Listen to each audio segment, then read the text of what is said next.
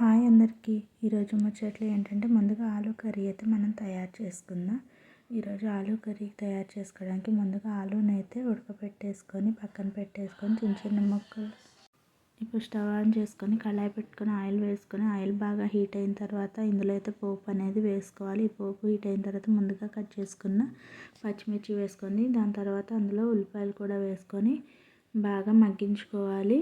ఇవి మగ్గిన తర్వాత కొంచెం ఉప్పు అయితే వేసుకోవాలి. ఉప్పు పసుపు వేసుకొని బాగా అయితే మగ్గించుకోవాలి.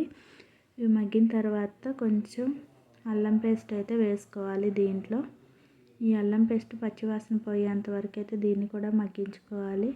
ఈ పచ్చివాసన పోకపోతే బాగోదండి. ఈ కూరకి టేస్ట్ అల్లం పేస్ట్ వేయడం వల్లనే వస్తుంది.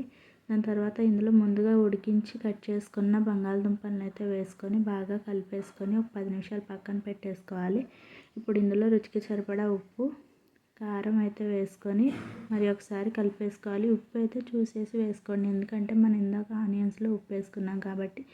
ఇప్పుడు ఇందులో కొంచెం గరం మసాలా పౌడర్ కూడా వేసుకొని బాగా కలిపి ఒక 10 మినిట్స్ అయితే దీన్ని స్లోలో ఉడికించుకోవాలి. ఉడికించిన తర్వాత ఇందులో కొంచెం కొత్తిమీర వేసుకోవాలి.